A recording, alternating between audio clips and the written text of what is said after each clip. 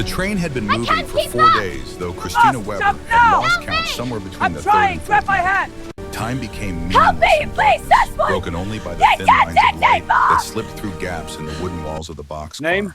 Anya, She was 23 Age and years old. occupation? 22. Before the I war, was she a had studied seamstress. music Step in back. Stuttgart, played piano at recitals, dreamed of teaching children to love Beethoven and Brahms the way she did.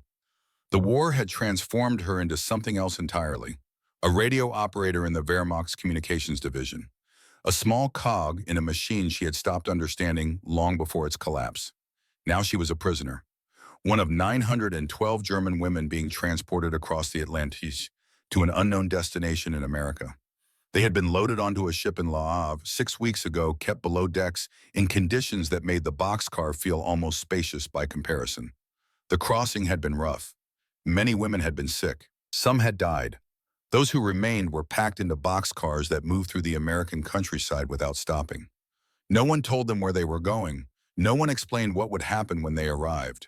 The silence was its own form of torture. Christina sat with her knees drawn to her chest, her back against the wooden wall. Around her, other women dozed or whispered prayers or simply stared into the darkness with the hollowed-out expression of people who had given up expecting anything good. Beside her sat Anna Schmidt, a former nurse from Munich, who had tended wounded soldiers until the final days of the Reich. Anna was 42, old enough to remember the previous war, wise enough to understand what being a prisoner might mean. "Do you think they will separate us?" Anna asked quietly. Her voice was hoarse from days without adequate water. "I do not know," Christina replied. She had stopped making predictions. Every assumption she had made in the past year had proven wrong. "My sister was in Berlin when it fell," Anna continued. "The things she wrote about the Russians, what they did to women." She paused, her breathing shallow. "At least the Americans are not Russians." At least, Christina agreed, though she was not sure it mattered. She had heard stories about American prisoners of war camps, stories about men left to starve in open fields, stories about casual cruelty and systematic degradation. Why would women be treated any better? The propaganda had been explicit. Americans were barbarians dressed in civilized clothing. They would pretend at decency while planning atrocities. They could not be trusted. They would take revenge for every German bomb that fell on London, every Allied soldier killed in France, every perceived insult to their soft and self-righteous sensibilities. Christina had not entirely believed the propaganda. She had spent too many years watching official lies being passed off as truth, but she had believed enough. Believed that crossing the ocean meant crossing into a place where old rules no longer applied, where German women would be lucky if they survived at all. The train began to slow. The change in rhythm brought immediate tension to the boxcar. Women who had been sleeping sat up. Conversations stopped. Everyone listened to the squeal of brakes and the hiss of steam as the train came to a complete stop. For a long moment, nothing happened. Then voices outside, American voices speaking English too quickly for Christina to follow. She had learned some English in school before the war, but not enough. Not nearly enough. The boxcar door slid open with a sound like metal tearing. Daylight flooded in painfully bright after days of darkness. Christina shielded her eyes and tried to make sense of the shapes moving outside. Soldiers. American soldiers in olive drab uniforms. They stood in a line watching as the women began to climb down from the boxcar. Their faces were expressionless. Not cruel, not kind, just blank. Behind them, Christina could see the camp, her breath caught in her throat. Wire. So much wire. Chain-link fencing topped with barbed wire stretched in every direction, creating rectangles and corridors and what looked like holding pens. Guard towers rose at intervals, their platforms occupied by soldiers with rifles. And the cages, rows and rows of small wire enclosures, each barely large enough to hold a person standing upright. Some were empty, others already contained prisoners. German men, by the look of their torn uniforms, sitting with their backs against the wire and their eyes fixed on nothing. "Mein Gott," Anna whispered beside her, "they are going to cage us like animals." Christina wanted to disagree, wanted to say that surely this was just temporary processing, that real housing must exist somewhere beyond the wire. But the words stuck in her throat because she could see no other buildings, just wire and mud and guard towers stretching across a flat gray field. An American sergeant was shouting orders in English. A translator, a German-American woman with tired eyes, repeated them in German. You will form lines of 20. You will be processed through intake. You will follow all instructions immediately. Failure to comply will result in disciplinary action. The words were clinical. They offered no information about what came after processing, no hint of what disciplinary action might mean. Christina found herself in the third group of 20. They were marched across the muddy field toward the rows of wire enclosures. Her boots sank into the soft ground with each step. Rain had fallen recently and heavily. The camp was a swamp of red-brown mud that clung to everything it touched. The gates of 5 small wire cages stood open. 4 women were directed into each cage. Christina ended up in the second cage with Anna and 2 younger women she did not know. One was barely 18, blonde and hollow-eyed. The other was perhaps 25, dark-haired and defiant in the set of her jaw. The gate closed behind them with a metallic click. The lock engaged. Christina stood in the center of the cage and looked up at the sky. Gray clouds moved slowly overhead. The cage had no roof, no shelter from rain or sun or cold. Just open wire on all sides and mud beneath their feet. This was it then. This was what they had been brought across an ocean to experience. Standing in wire boxes, exposed to the elements, waiting for whatever came next. The blonde girl began to cry. Quiet, broken sobs that she tried to muffle with her hand. The dark-haired woman put an arm around her shoulders but said nothing. What was there to say? Anna stood beside Christina, her face carefully blank. It could be worse, she said finally. Christina almost laughed. How? They could have shot us. It was true, they could have, they still might. Nothing about the situation that suggested they had value as prisoners. The cages communicated a clear message. You are not human. You are things to be contained until we decide what to do with you. An hour passed, then 2. The women stood because sitting meant sitting in mud. Some leaned against the wire for support. Others paced the tiny space 3 steps in any direction before hitting another wall. The blonde girl cried herself into exhausted silence. The dark-haired woman stood with arms crossed, glaring at the guards who walked past. Christina counted the cages she could see. 40 at least, probably more beyond her sightline. That meant at least 160 women standing in wire boxes waiting for what none of them knew. The rain started again in the afternoon, light at first, then heavier. Within minutes, Christina was soaked through. The cold seeped into her bones. Her teeth began to chatter despite her efforts to stay still. Around her, the other women hunched against the rain, trying to find shelter where none existed. This is how we die, Christina thought. Not from bullets or bombs, but from exposure and neglect. They will leave us here until pneumonia takes us one by one, and then they will dig mass graves and forget we existed. But then something unexpected happened. A truck rolled up to the line of cages. American soldiers climbed out carrying large metal containers. They moved methodically down the row, stopping at each cage. At the first cage, a soldier unlocked the gate and placed a container just inside. Then he relocked it and moved on. When he reached Christina's cage, she saw what the container held. Blankets, olive drab wool blankets folded and stacked. The soldier did not speak, did not make eye contact, just placed the container inside the cage, locked the gate, and continued to the next one. The 4 women stared at the blankets as if they might explode. Finally, Anna stepped forward and picked one up. She unfolded it carefully, checking for anything hidden or dangerous. It was just a blanket, standard military issue, scratchy wool, but thick and dry. Take them, Anna said, before they changed their minds. Each woman wrapped herself in a blanket. Christina pulled hers tight around her shoulders, feeling the immediate relief as the wool blocked the wind and began to trap what little body heat she still had. It was not warm, but it was warmer. It was something. The dark-haired woman spoke for the first time. Why would they give us blankets? No one had an answer. An hour later, the same truck returned. This time it carried water. Large metal containers like milk cans along with tin cups. A soldier placed 1 container and 4 cups in each cage. He demonstrated through gestures drink. Then he was gone. Christina stared at the water. It looked clean, but she had no way to know for certain. Could be poisoned, could be contaminated with something that would take days to kill him.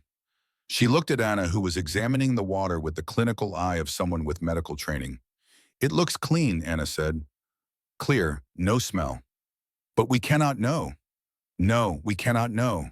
Anna picked up a cup, filled it, and drank. She waited a moment, then shrugged.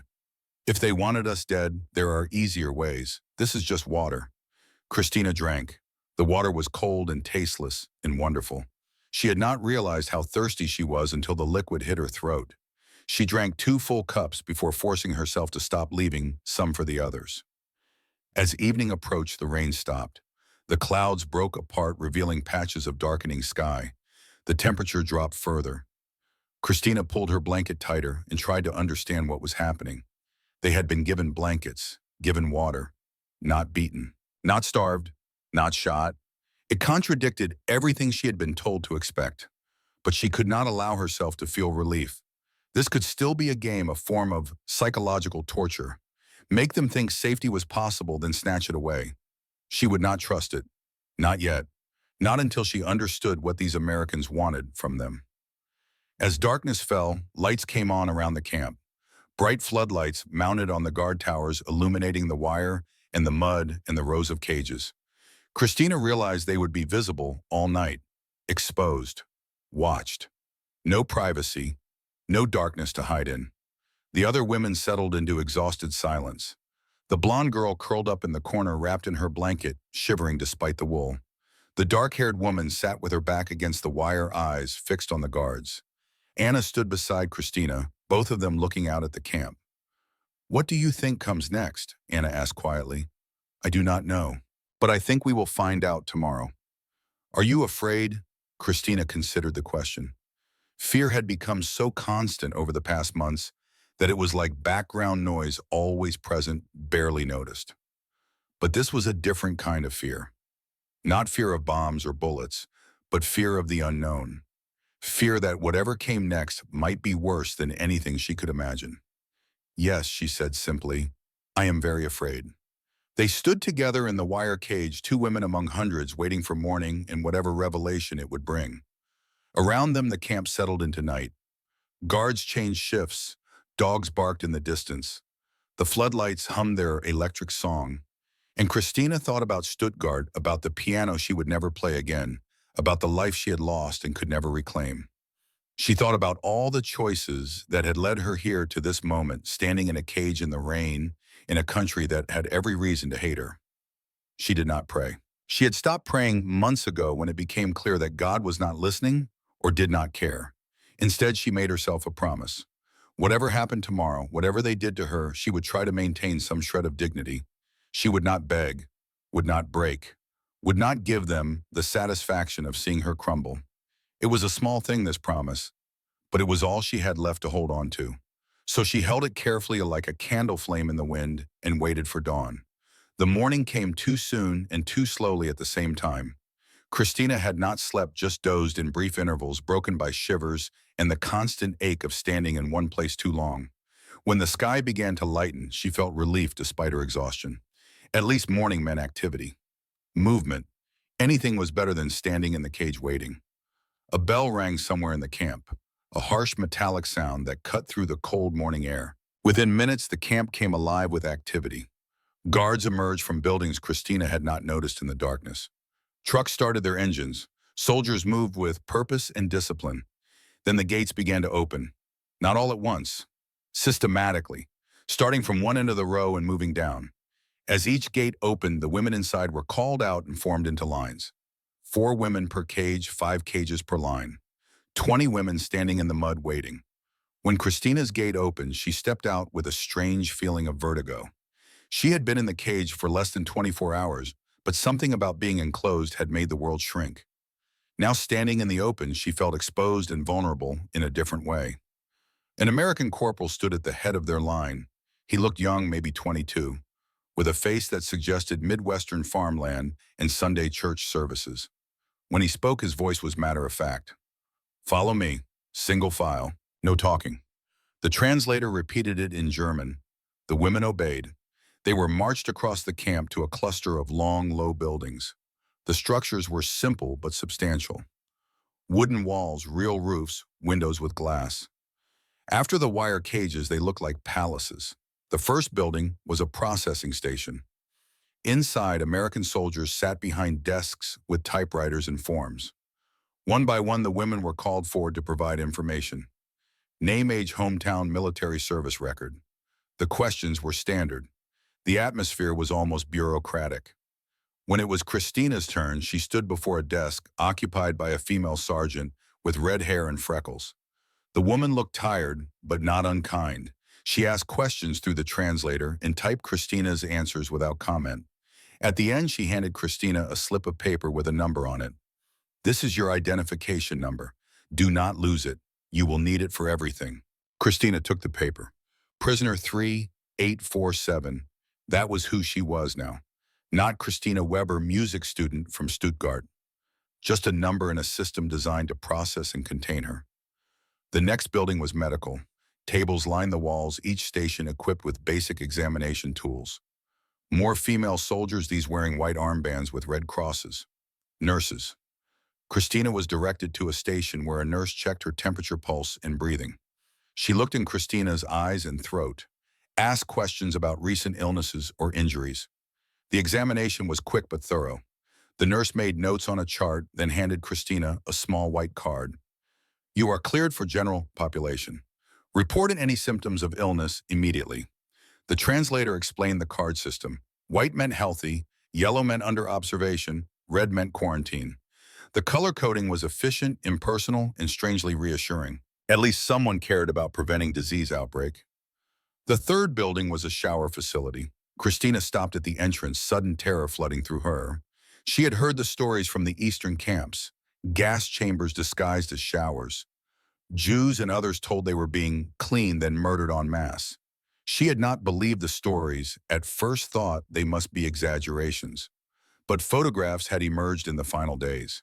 Proof, undeniable proof. Would the Americans do the same? Was this their revenge? The translator must have seen the fear on the women's faces. She stepped forward, speaking quickly in German. This is only for bathing, real showers with water and soap, I promise you. The Americans take hygiene seriously. You will be clean and given fresh clothing. That is all. Nothing else. Anna pushed forward. How do we know you are telling the truth? Because I went through this process myself 3 months ago. I was a prisoner like you. Now I work as a translator. Look at me. I am alive. I am well. The showers are just showers. The words were not entirely comforting, but they were better than nothing. The women filed inside. The shower room was tiled and institutional. Shower heads lined the walls, each with separate controls. Hooks held towels and bars of soap. It looked exactly like a shower facility, not like a death chamber. The nurse in charge demonstrated how the taps worked. Hot and cold water, adjustable. Then she left, closing the door behind her and giving the women privacy. Privacy. After weeks of surveillance and exposure, the concept felt almost alien. Christina undressed slowly. Her clothes were filthy stiff with dried sweat and mud. She peeled them off and stood under the shower head. Her hand trembled as she turned the tap. Water came out. Just water. Hot water that steamed in the cold air. Not gas, not poison, just clean hot water. She stood under the spray and let it run over her. The heat soaked into her muscles. The dirt and grime of weeks began to wash away. She reached for the soap and found it smelled faintly of lavender. Lavender, as if they were guests at a hotel rather than prisoners in a camp. Around her, the other women were doing the same. Some were crying, others were silent. All of them were experiencing the same cognitive dissonance between expectation and reality. They had expected death or brutality. They were getting hot showers and lavender soap. When they emerged, clean clothes waited for them. Simple cotton dresses in neutral colors, no longer military uniforms, but civilian clothing. Undergarments, socks, shoes that actually fit. It was not fashionable, but it was clean and whole and more than they had dared hope for. Christina dressed and looked at herself in the small mirror mounted on the wall. She looked different, thinner than before the war, with new lines around her eyes. But clean, human, a person rather than a thing. The final stop was the mess hall. The building was large enough to hold several hundred people. Long tables with benches filled the space. At one end, a serving line with soldiers standing behind steam trays filled with food. The smell hit Christina before she saw what was being served. Bread, fresh bread. She could smell yeast and warmth and that particular comfort that only fresh bread can provide. But there was more. Meat, vegetables, coffee. Real coffee, not the acorn substitute that had passed for coffee in Germany for the past 3 years. The line moved forward. Each woman was handed a tray and directed through the serving line. Soldiers ladled food onto plates. Thick slices of bread, stew with visible chunks of beef and potato and carrot, an apple, a cup of coffee. Christina carried her tray to a table in a daze. She sat down and stared at the food. This was more food than she had seen in a single meal in over a year. This was more food than her family back home was probably eating in a day. Anna sat beside her looking equally stunned. This cannot be real. Eat it before they realize their mistake, the dark-haired woman said, and she began to eat with single-minded intensity. Christina picked up her fork. The stew was hot and salty and rich. The bread was soft and still slightly warm. The apple was crisp and sweet. She ate slowly, trying to make it last, trying to understand how this could be happening. They were prisoners, enemies, representatives of a nation that had bombed these people's cities and killed their soldiers. They deserved nothing from America except detention until they could be sent home. But they were being fed, fed well, fed better than they had eaten in their own country during the war's final years. It made no sense. After the meal, they were taken to barracks, long wooden structures with rows of bunk beds. Each woman was assigned a bed with a mattress, sheets, blankets, and a pillow. There was a stove in the center of the room for heat. Windows let in natural light. It was basic accommodation, but it was accommodation. Real housing, not wire cages. The relief was overwhelming. Christina claimed a lower bunk near the stove. She sat on the mattress and felt it compress slightly under her weight. It was thin, but it was a mattress. She had slept on floors and in bomb shelters, and once in a ditch by the side of a road. A thin mattress in a heated barracks felt like luxury. The corporal who had led them here cleared his throat. Rest period for 1 hour, then work assignments. Follow all instructions. Stay within designated areas. Any attempt to escape will be dealt with severely. The threat was delivered flatly without emotion.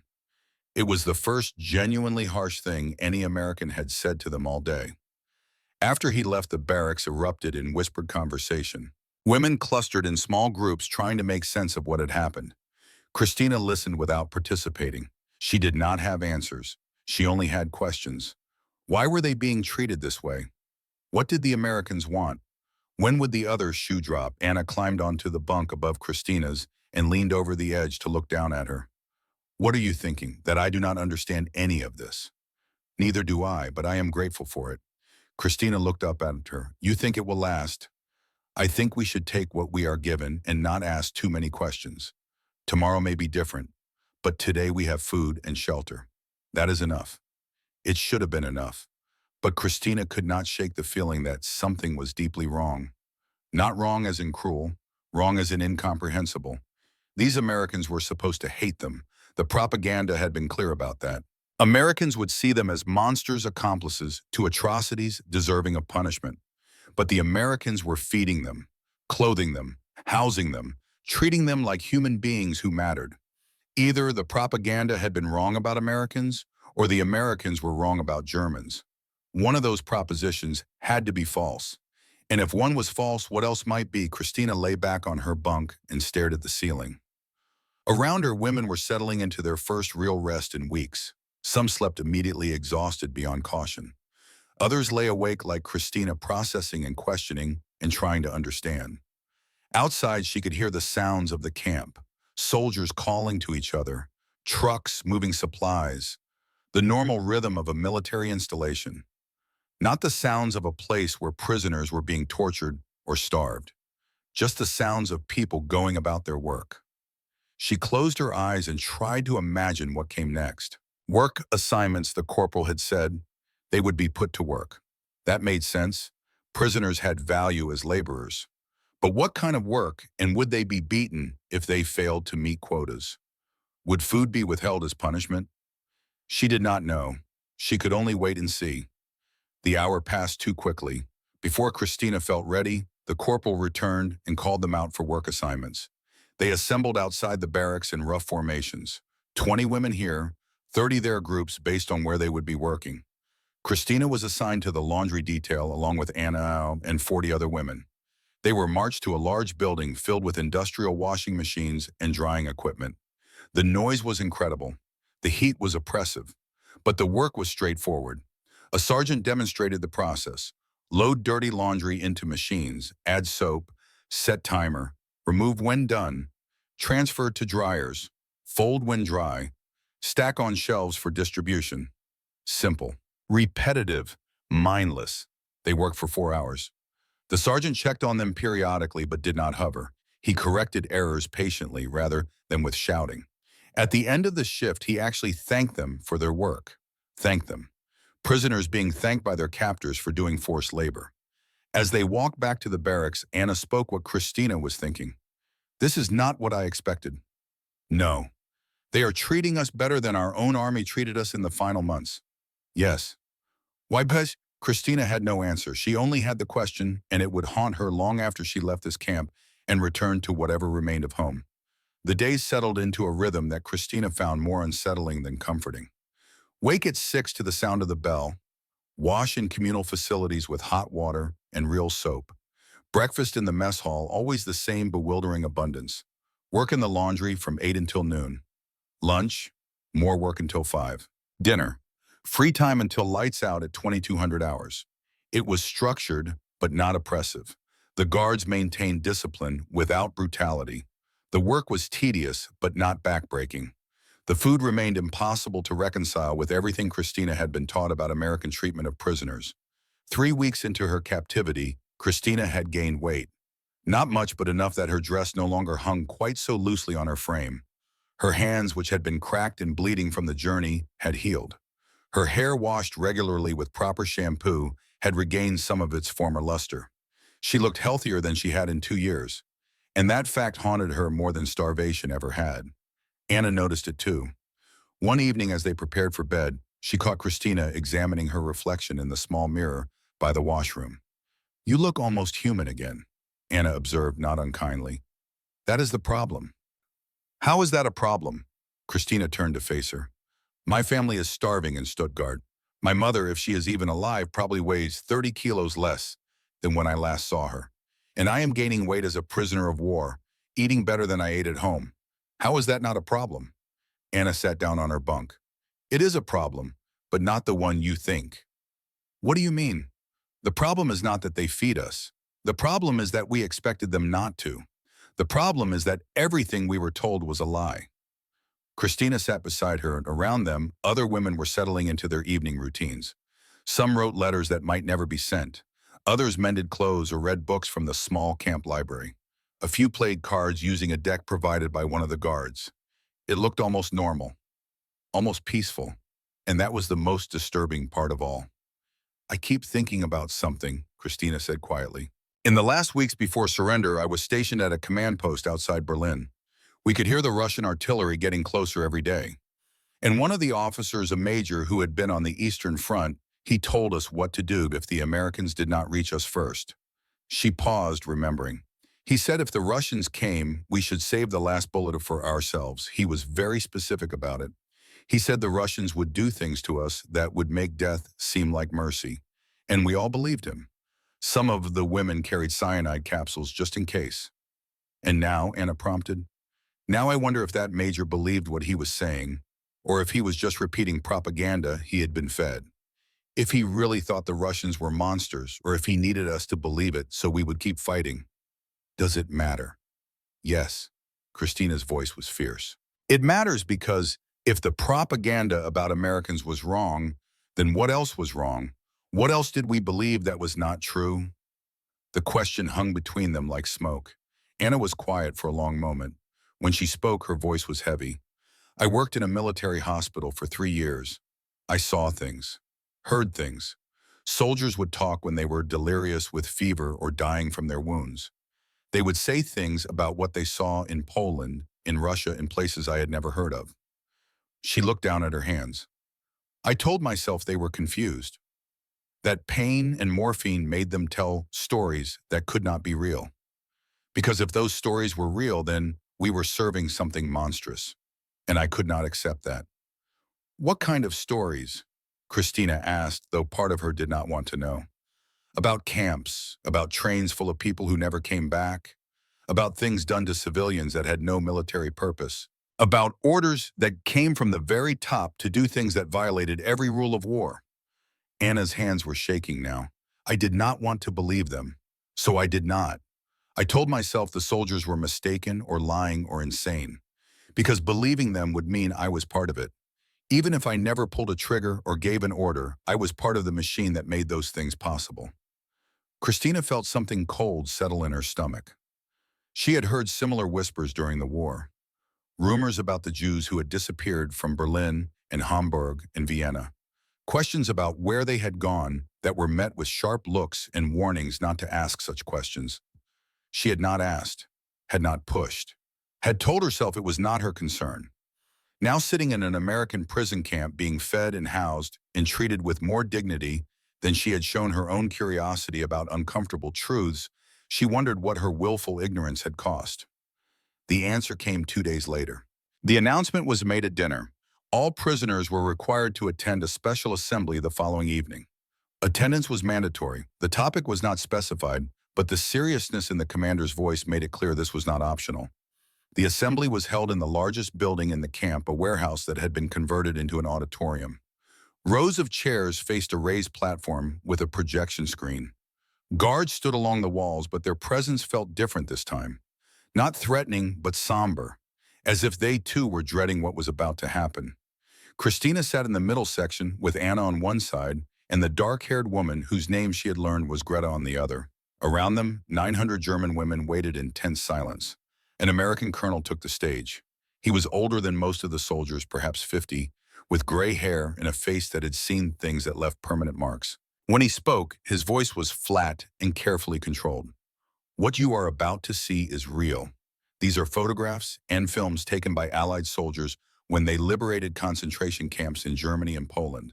The content is graphic and disturbing, but it is necessary that you see it, that you understand what was done in your name. The translator repeated his words in German. A ripple of unease moved through the assembled women. The lights dimmed, the projector clicked on. The first image appeared on the screen. Christina's brain could not process what she was seeing at first. It looked like a pile of wood logs stacked haphazardly. But then the details resolved and she understood. Bodies, human bodies, skeletal and naked, stacked like cordwood in an open pit. Dozens of them, maybe hundreds. She could not count because her eyes refused to focus properly. The next image showed a gate. The words Arbeit macht frei were wrought in iron above it. Work sets you free, Jew. Beyond the gate, barracks stretched into the distance, and in the foreground, more bodies. The slides continued, each one worse than the last. Gas chambers disguised as shower rooms. Ovens built to burn human remains. Mountains of shoes and eyeglasses and human hair. Survivors who looked more dead than alive, their eyes hollow, their bodies reduced to bone wrapped in translucent skin. Children. There were children among the dead. Christina heard someone behind her begin to vomit. Someone else was crying. Greta sat rigid beside her jaw clenched so tight Christina could hear her teeth grinding. The images kept coming. Camp after camp. Dachau, Buchenwald, Bergen-Belsen, Auschwitz. The names meant nothing to Christina, but the evidence was undeniable. This had happened. This had been real, and it had been done by Germans, by her people, by the government she had served. The film portion began. Shaky footage shot by soldiers with cameras documenting what they had found. American soldiers with handkerchiefs over their faces trying not to breathe the smell of death. British soldiers forcing local German civilians to walk through the camps to see what had been done in their backyard. The Germans in the footage looked shocked, horrified. They claimed not to have known, but the soldiers did not believe them. You could see it in their faces, the contempt, the disgust. Christina understood that contempt now. She felt it directed at herself. How had she not known? How had she worked for the Wehrmacht, typed their orders, filed their reports, and never questioned where the Jewish families from her neighborhood had gone? Never wondered why the trains that left full came back empty. She had not wanted to know. That was the truth. She had chosen ignorance because knowing would have required doing something, and doing something in Nazi Germany meant dying. But that excuse felt hollow to me, watching footage of children who had been starved and worked to death, who had been murdered for the crime of being born to the wrong parents. The presentation lasted 90 minutes. When it ended, the lights came up on a room full of women in various states of shock and denial. Some were weeping openly, others sat frozen faces blank. A few were angry, insisting the images were fakes, propaganda designed to make Germans accept their defeat. The colonel stood again. His voice was harder now. Some of you will say these are lies, that they are fabrications created to justify the war against Germany. I understand that impulse. It is easier to believe in a conspiracy than to accept that your country committed these atrocities. He paused, letting the words sink in. But they are not lies. Every camp has been documented. Every victim who survived has testified. The physical evidence is overwhelming. And most importantly, many of the perpetrators have confessed. They kept meticulous records. They were proud of their work. He looked out at the assembled women, and Christina felt his gaze pass over her like a physical thing.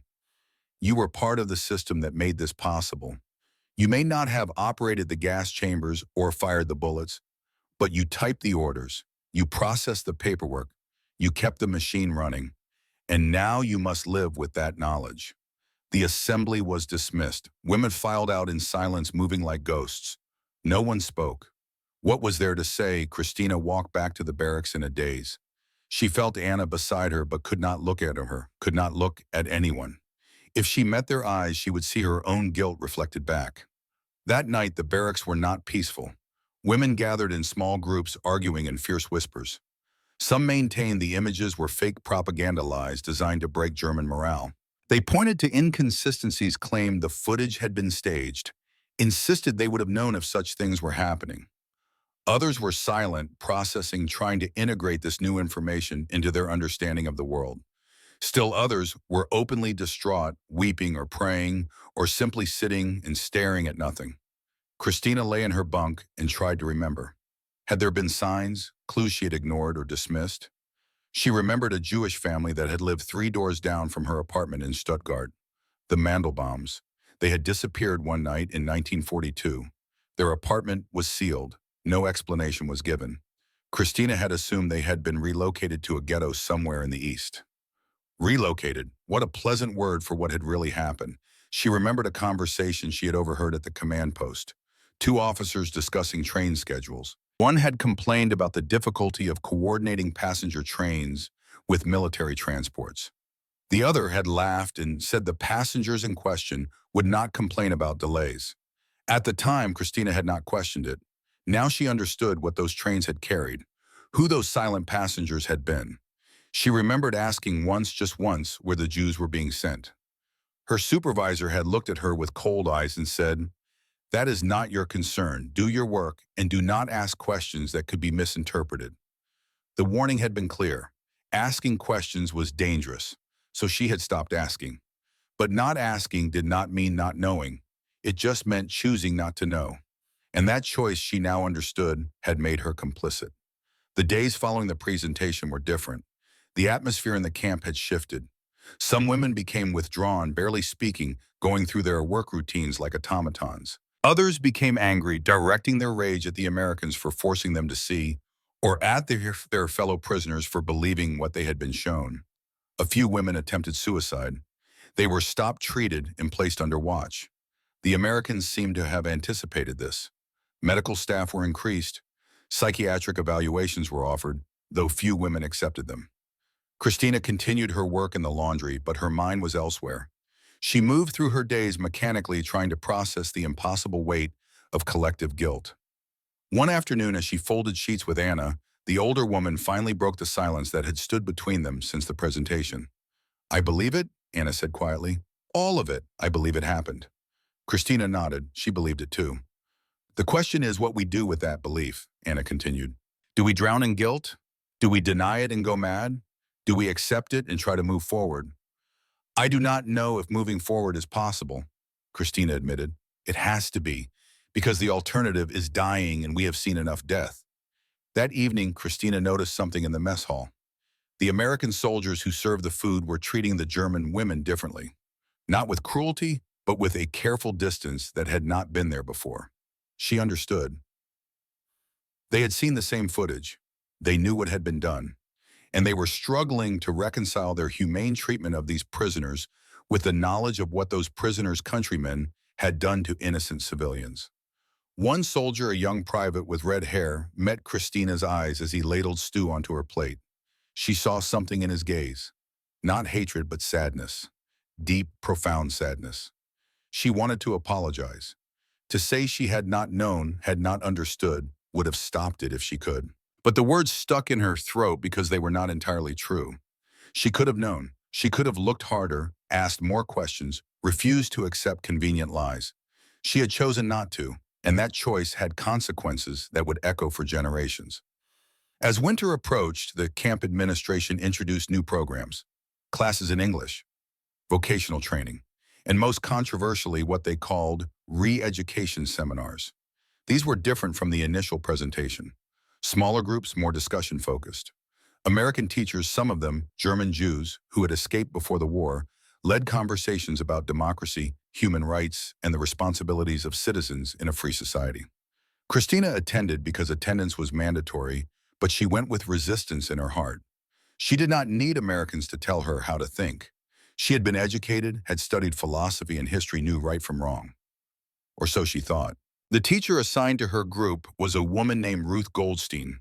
She was perhaps 60, small and round, with gray hair and eyes that had seen too much.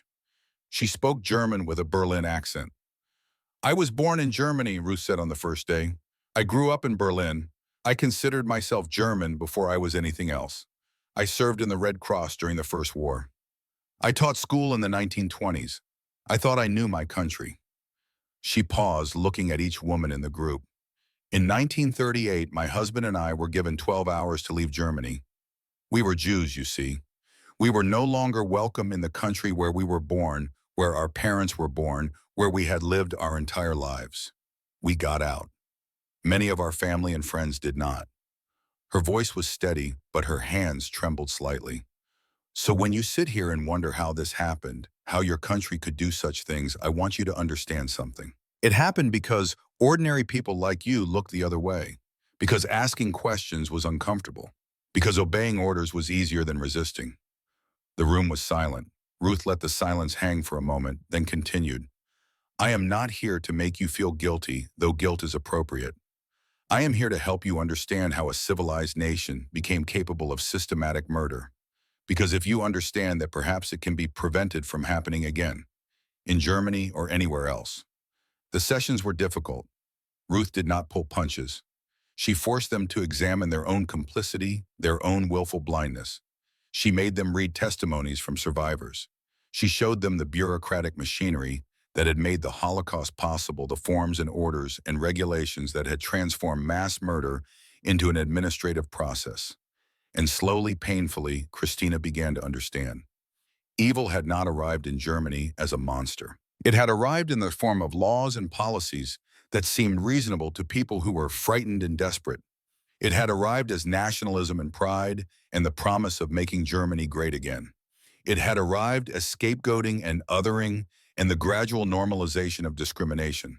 And ordinary people had enabled it, not because they were monsters themselves, but because they were afraid and obedient and convinced that surely someone in authority knew what they were doing. Christina had been one of those ordinary people. In December, a letter arrived from Germany. It had been routed through the Red Cross and had taken weeks to reach the camp. Christina recognized her mother's handwriting on the envelope. She held it for a long time before opening it, afraid of what it might contain. Finally, she forced herself to read. "My dearest Christina," the letter began. "I do not know if this will reach you. I do not even know for certain where you are. But the Red Cross said they would try to forward it, so I write in hope. Stuttgart is gone. Not completely, but enough that you would not recognize it. Our building is rubble. I live now in a shelter with 50 other people. Food is scarce. Coal for heating is scarcer. Many have died this winter. But I am alive and your brothers are alive, and that is more than many can say. I think of you every day. I pray you are safe wherever you are. I pray you will come home when you can. But I also pray you will forgive us for what we allowed to happen, for what was done in our name while we looked away. I saw the camps when the Americans made us walk through. They forced all the civilians in the area to see what had been done just miles from our homes. I cannot unsee it. I cannot unknow it. I failed as a citizen. I failed as a human being. I can only hope that you were wiser than I was, that you asked questions I was too afraid to ask. Come home when you can. We need people who will help rebuild Germany into something better than what it was. Your loving mother. Christina read the letter 3 times, tears streaming down her face. Her mother's admission of guilt, her acknowledgement of collective failure, made Christina's own guilt feel less isolating. They had all failed. An entire nation had failed. But her mother's words also contained something else. Hope. Not for easy forgiveness or convenient forgetting, but for the possibility of building something better from the ruins. That night, Christina requested a meeting with Ruth Goldstein. The teacher agreed to see her after classes. They met in a small office, just the two of them.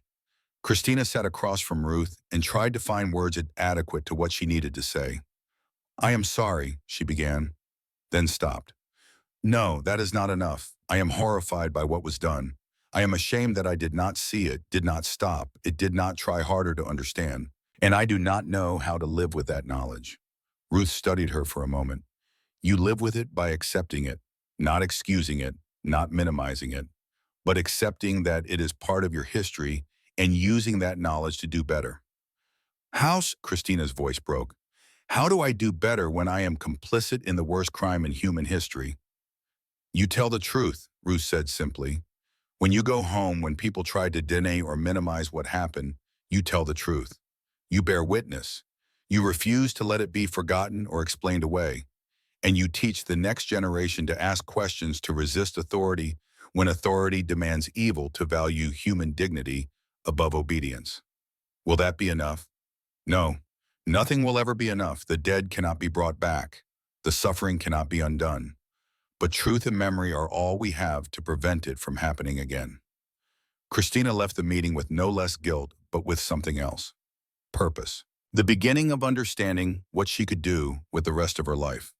As winter deepened, small acts of humanity continued to confuse and challenge Christina's understanding. A guard named Corporal Miller, who worked near the laundry, brought extra coal when the building's heating failed. He did not make a show of it, just quietly added the coal to the stove and walked away. When Christina thanked him, he looked uncomfortable. My grandmother was from Hamburg, he said. Left in 1889. Could have been her family in one of those camps if she'd stayed. Could have been her on that train. He paused. Could have been my family doing the killing if we'd been born there instead of Iowa. Makes you think. Another soldier, Sergeant Rodriguez, organized a Christmas celebration in the mess hall.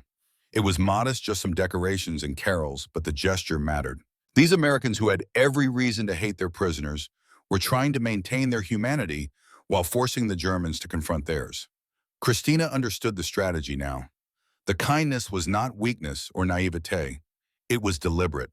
The Americans were showing them that even enemies deserve basic dignity, that humane treatment was not conditional on agreement or absolution.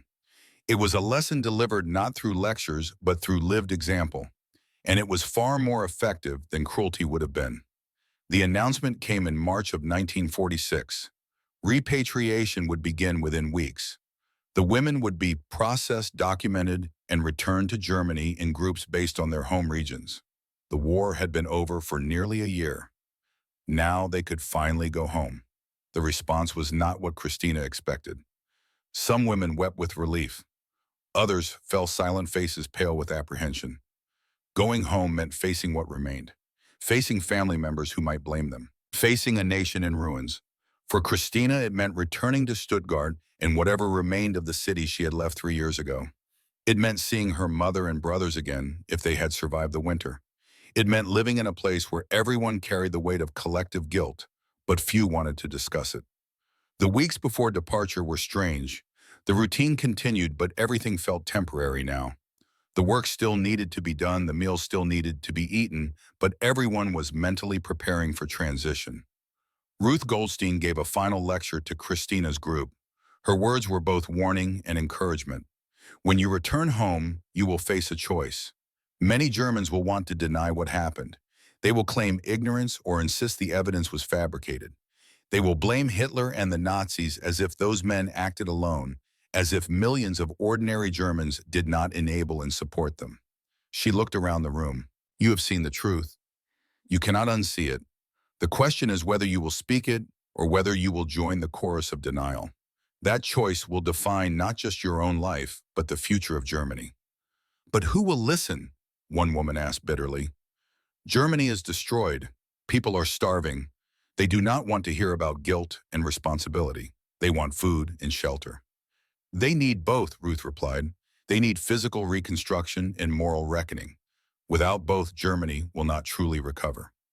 Christina thought about her mother's letter, the admission of failure, the request for forgiveness. That kind of honesty was rare, and she suspected it would become rarer as time passed and survival took precedence over reflection. One evening, Corporal Miller approached Christina as she left the laundry.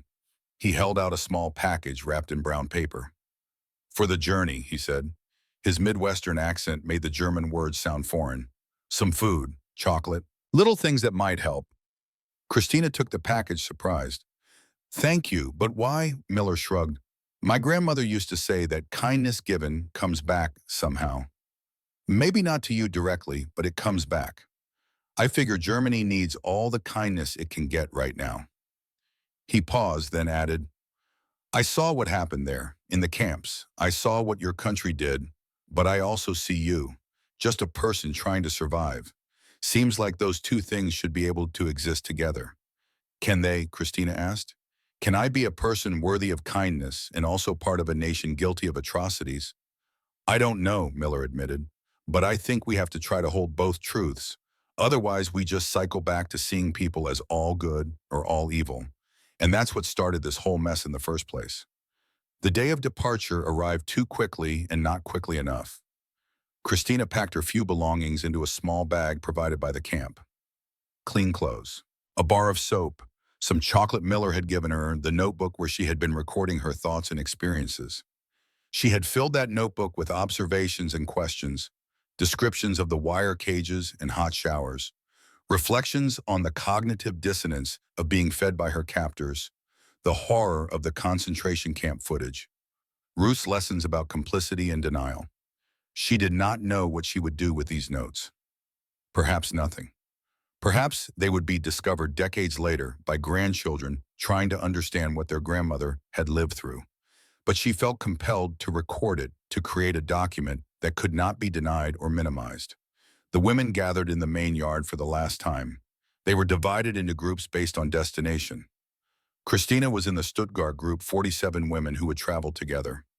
Before boarding the trucks that would take them to the ship, the camp commander addressed them. He was the same colonel who had shown them the concentration camp footage. His face was still stern, but something had softened in the months since that night. You came here as enemies, he said through the translator. You leave as witnesses. What you have seen here, how you were treated, the truth is you were shown about your own country's crimes, these things are your responsibility now. He paused, looking at the assembled women. Some of you will deny, some will minimize. Some will try to forget. But some of you, I hope, will remember, will testify, will refuse to let Germany slip back into the comfortable lies that made the Holocaust possible. His gaze swept across them. We showed you mercy, not because you earned it, but because that is what civilized nations do. We fed you and housed you and treated you humanely, even after showing you what your country did to millions who deserved the same, but received only death. We did this to prove that humanity is possible, even in the aftermath of inhumanity. Go home, rebuild, but do it with eyes open to truth and commitment to ensuring such horrors never happen again. The trucks rolled through the camp gates. Christina watched the wire fences recede behind them, the guard towers growing smaller in the distance. 6 months ago, she had arrived at those gates expecting death or torture. She was leaving healthier than she had arrived, with knowledge she had not wanted but needed. The journey back across the Atlantic took 3 weeks. The conditions were better than the journey over. Real bunks instead of loose cargo hold space. Regular meals, access to the deck for fresh air. The women were no longer enemy combatants, but repatriated civilians. Christina spent most of the voyage on deck watching the ocean and thinking about what awaited. Anna often joined her. They had become close during their captivity, bound by shared experience and the weight of knowledge they both carried. "Are you afraid?" Anna asked one day as they watched dolphins race alongside the ship. "Yes." "Of what?" Christina considered. "Of not being believed. Of telling people what we saw, what we learned, and having them dismiss it as American propaganda. Of watching Germany rebuild its infrastructure, but not its soul." "We cannot control how others respond," Anna said. "Only how we ourselves choose to live with the truth." Is that enough? It has to be. The ship docked in Hamburg on a gray April morning. The city was worse than Christina had imagined. Entire neighborhoods reduced to rubble. Buildings standing like hollow teeth, their windows empty, their walls charred. People moved through the streets like ghosts, thin and haunted, dressed in rags, carrying what little they owned.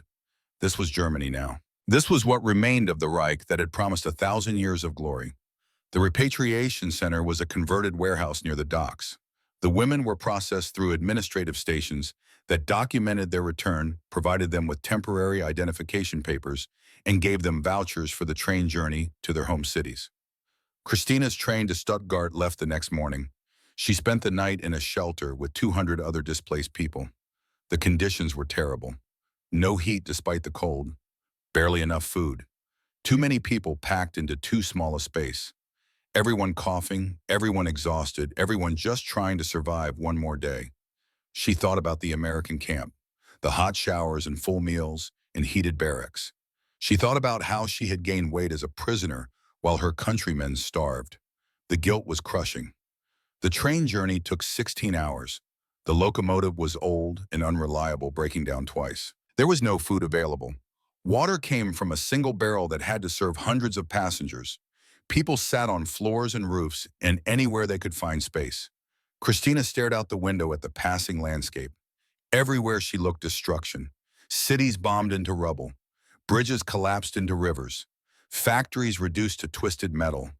The countryside fared better, but even there she saw evidence of fighting abandoned tanks and shell craters and makeshift graves marked with crude crosses. This was what war had brought. This was the price of following leaders who had promised glory and delivered ash. Stuttgart station was a ruin. The beautiful architecture Christina remembered from her youth had been replaced by rubble and temporary structures. People camped on the platforms, whole families living in the skeleton of what had been a grand terminal. She asked for directions to the shelter where her mother was staying.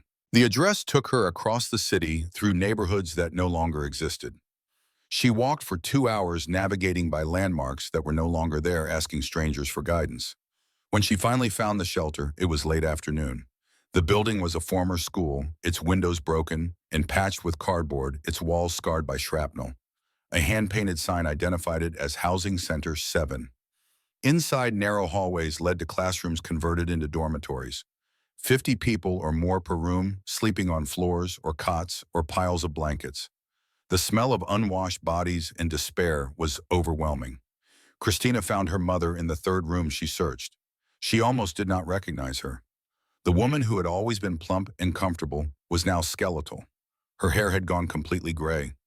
Her hands trembled with what might have been age or malnutrition or just accumulated trauma. But her eyes were the same. And when they fell on Christina, they filled with tears. Christina. They held each other in the middle of that crowded room full of strangers, both of them crying, neither able to speak. Around them, people looked away, giving them what privacy they could in a place where privacy did not exist. Finally, they pulled apart. Her mother held Christina at arm's length, looking her over. "You are well," she said. It was both statement and question. "I am alive." "More than alive. You look." She trailed off, seeming to search for words. "You look like you have been eating." The accusation hung unspoken. "While we starved, you ate." "The Americans fed us," Christina said. "They fed us very well." Her mother's expression was complicated. Relief and resentment and something else. Shame, perhaps, that she felt resentment toward her own daughter for surviving with dignity. They sat on her mother's cot, and Christina told her story. Not all of it. Not the full weight of everything she had seen and learned. But enough. The wire cages and the hot showers and the impossible meals and the footage of the camps and Ruth's lessons about complicity. Her mother listened without interrupting. When Christina finished, she was quiet for a long time.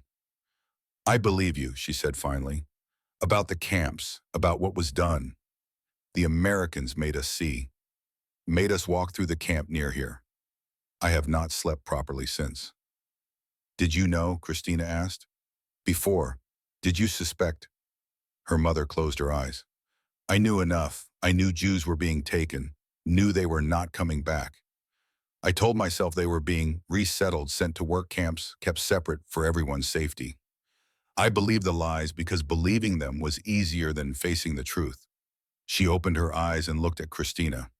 "Your father knew more. He never said directly, but sometimes at night he would have nightmares. He would wake up saying things about trains and selections and smoke. I think he saw things, heard things through his work. And he never spoke of it because speaking would mean acknowledging. And acknowledging would mean resisting. And resisting would mean dying. Where is he now? Dead, killed in an air raid in 1943. Perhaps it was mercy. He does not have to live with knowing what we were part of." They sat in silence, two women trying to process guilt that was both individual and collective. Over the following weeks, Christina tried to settle into what passed for normal life in post-war Germany. She registered with the authorities, obtained proper papers, sought work. Jobs were scarce, but her language skills proved valuable. She was hired to translate for the American occupation forces. The work brought her into contact with both Americans and Germans, navigating the complicated aftermath of defeat. She translated orders and complaints and requests. She helped German civilians understand American regulations and helped Americans understand German circumstances. And she heard the lies beginning to take hold. "We did not know," Germans said again and again. "We had no idea what was happening in the camps. If we had known, we would have stopped it." Christina wanted to scream at them. "You did know. You chose not to know. There is a difference," but she held her tongue because her job required neutrality. She translated the lies and watched them become accepted truth. One day she was assigned to translate for a denazification hearing.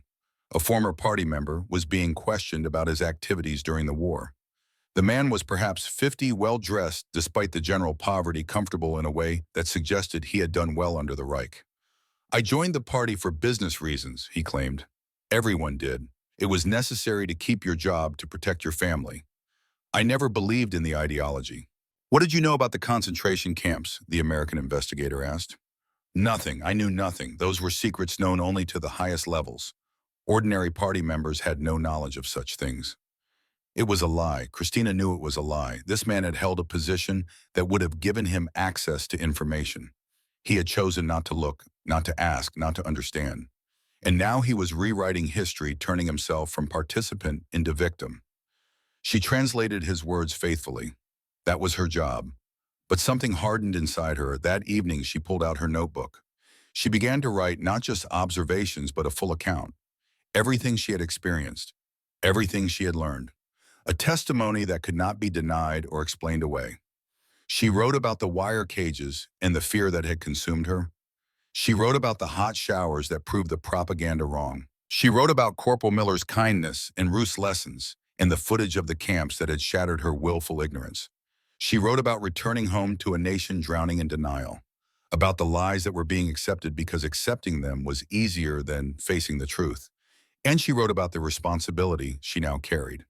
To remember, to testify when it refused to let comfortable lies replace uncomfortable truth. The writing took weeks. She worked on it every evening after her translation shifts, filling page after page with careful German script.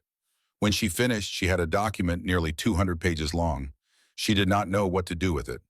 Publishing was impossible. No German publisher would touch something this honest. The Allies might be interested, but she did not want it used as propaganda. This was not about condemning Germany.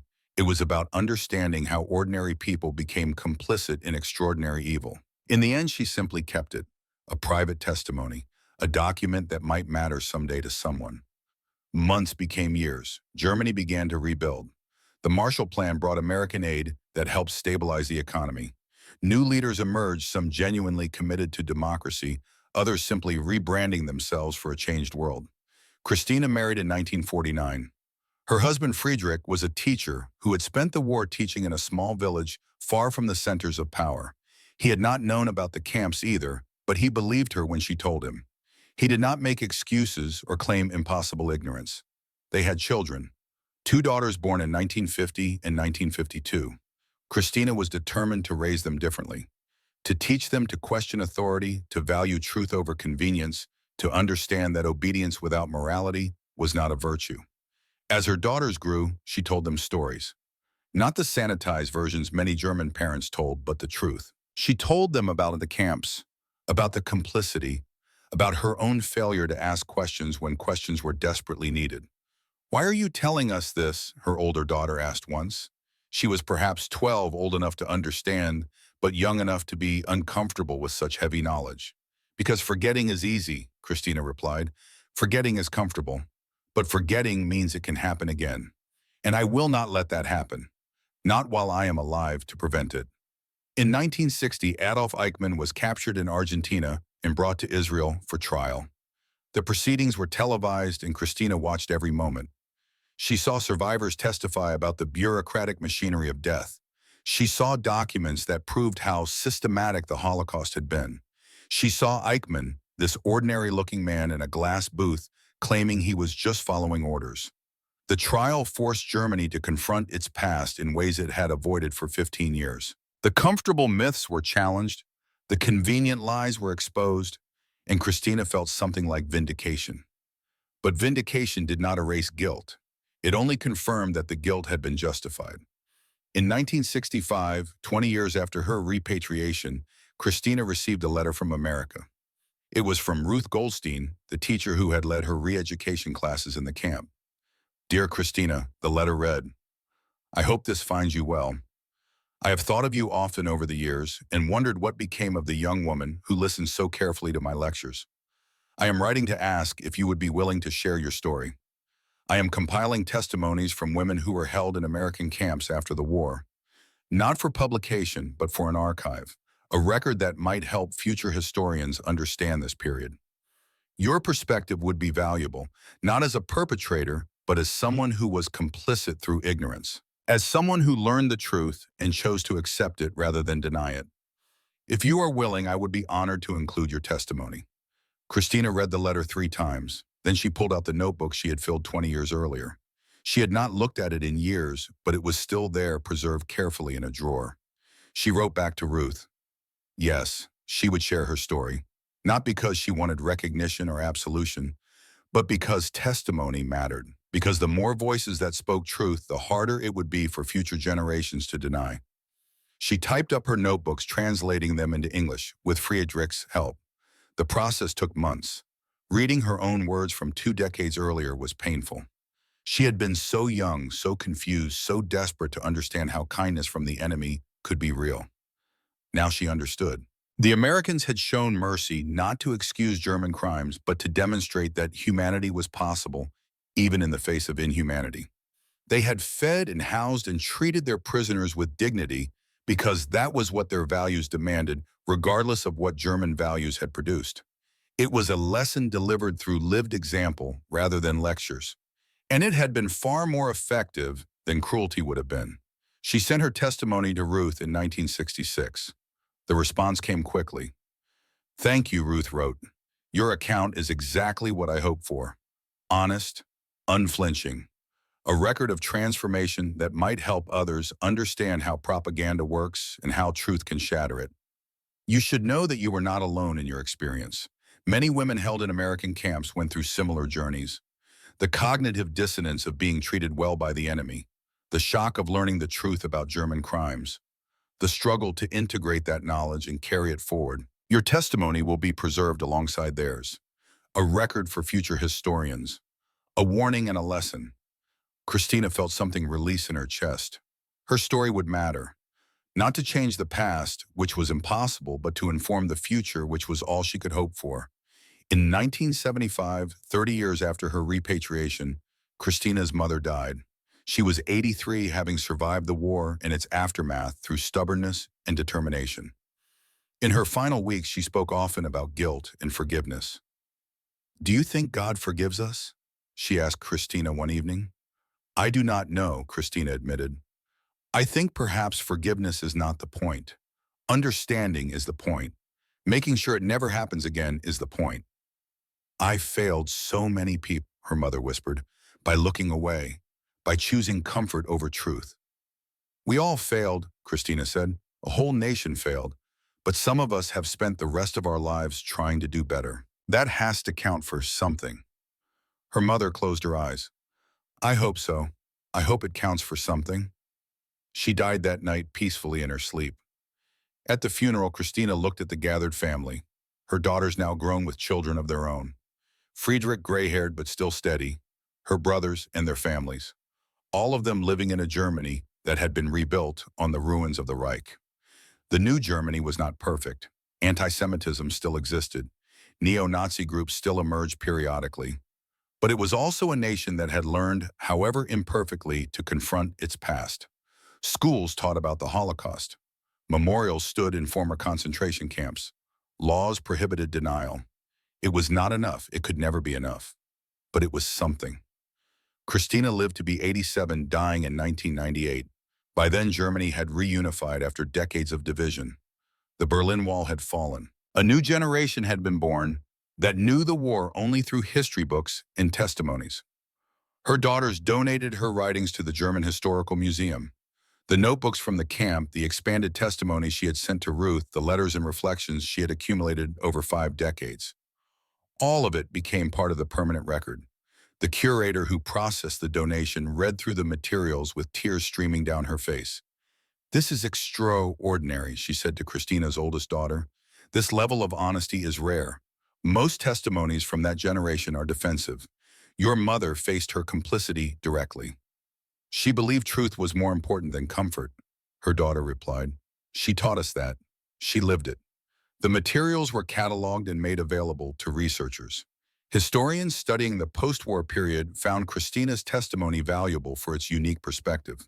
Not the viewpoint of a perpetrator or a victim, but of someone in between.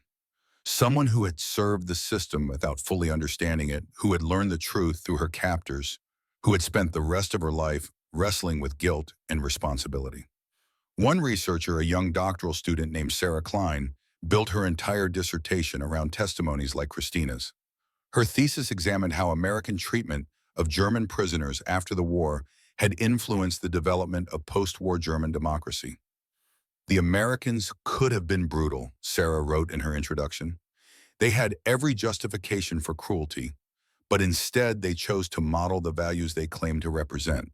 They showed mercy, provided sustenance, and forced confrontation with truth. That combination helped create a generation of Germans who would rebuild their country on different foundations. She quoted extensively from Christina's notebooks. The description of standing in wire cages expecting death, the shock of hot showers and full meals, the horror of seeing concentration camp footage, the slow transformation from denial to acceptance to active testimony. Christina Weber's journey, Sarah concluded, represents the journey Germany needed to take collectively. From complicity through ignorance to acknowledgement of guilt to active commitment to ensuring such horrors never recur. Her testimony is both individual and universal, both a personal reckoning and a national one. The dissertation was published as a book in 2005. It won awards and was adopted as a text in university courses on post-war Germany. Christina's words, written in a notebook during her first weeks as a prisoner and expanded over 5 decades of life, reached an audience she never could have imagined. Her great-granddaughter Emma was 16 when she first read her great-grandmother's testimony as part of a school assignment. She came to her grandmother's house afterward, the book in her hands, eyes red from crying. Did she really believe all that? Emma asked. About Americans being monsters, about deserving to be in cages. Christina's daughter, now 70 herself, nodded. She believed what she had been taught, what everyone had been taught. The propaganda was very effective. But then she learned the truth. Yes, and she never stopped telling it, even when it was uncomfortable, even when people did not want to hear it. Emma was quiet for a moment. Then, I want to be like her. I want to tell the truth even when it is hard. Then you honor her memory. The wire cages that had terrified Christina Weber in October 1945 had been symbols of her lowest moment. Standing in mud and rain expecting death, she had been stripped of everything: her country, her identity, her understanding of the world. But those cages had also been the beginning of transformation. Because on the other side of those gates had been Americans who chose mercy over vengeance, who fed their enemies and showed them the truth and modeled a different way of being human. That mercy had been more transformative than any cruelty could have been. It had shattered Christina's propaganda-fed understanding of the enemy. It had forced her to confront uncomfortable truths about her own complicity. It had given her both the knowledge and the responsibility to spend the rest of her life bearing witness. The wire and the bread, the cage and the kindness, the horror and the hope. That was the legacy she left. That was the truth she testified to for 5 decades. That humanity was possible even in the aftermath of inhumanity. That mercy could change hearts in ways vengeance never could. That facing truth was painful but necessary. That ordinary people could enable extraordinary evil through willful ignorance, but could also choose differently if given the chance. The camps were gone now, torn down decades ago. But the lesson remained, written in testimonies like Christina's, preserved in archives, taught in schools, passed down through generations. Cruelty hardens. But mercy, as Christina learned standing in a wire cage in the rain, mercy changes you forever. And that change, painful and necessary and profound, was the only path forward from the ashes of war.